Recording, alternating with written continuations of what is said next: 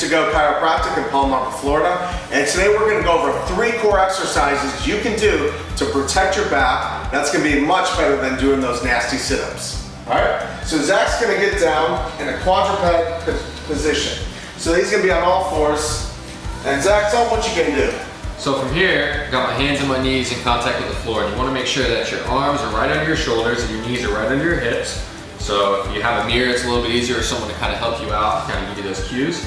From there, you're going to make sure that your toes are pushing into the floor. You're going to push the top half of your body away from the ground, so you're not going to be sunk down, pushing away.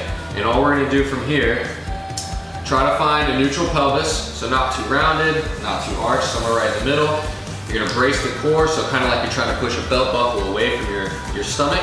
And you're going to push through those toes and just lift those knees right off the floor, and you're going to hold this for time. This is similar to a plank. So if you've been doing planks but want to step it up and do something that's going to be a little bit more challenging, you can try this. You can see he's holding that nice and good. How long are you going to hold that for? You want to shoot for about 30 to 45 seconds. Now, this is actually a really good workout. You can already tell I'm kind of shaking a little bit, which is good, but the whole time you want to try to maintain that neutral core, everything tight, obviously making sure you're breathing as well. If you can't make it to 45 seconds or 30 seconds, you can stop about 20, do a couple sets of 20, maybe work your way up to 25 seconds or 30 seconds, and then rest. And you'll feel a nice, good contraction in your serratus muscles from pushing away, and then those deep core muscles too, keeping yourself stable. So you can do a plank, and if you've been doing planks a lot, this is a good way to challenge yourself. Additionally, if you haven't done any planks or any core work, this is also a good exercise to get you started. So it can be a good beginner exercise and it can be an advanced exercise. So the next one we're going to do is we're going to go out, and this is the next progression. So this is a tall plank position. So from here we're going to go straight up. So again, don't want to be too far out. Hands right under our shoulders. And you're going to have your feet a little bit wider, so about right outside shoulder width. And all we're going to do from here, again, try to find a good neutral pelvis, so you don't want to be dipped down, don't want to be like this.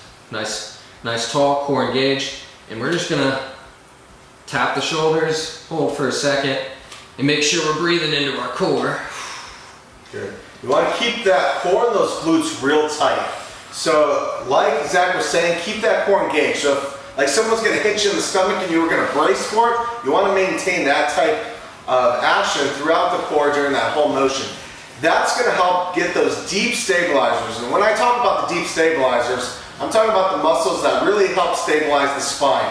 A lot of times when we think of the core, we're thinking really just the rectus abdominis, or just like a six-pack. But we're looking at 360 degrees from about mid-thigh all the way around.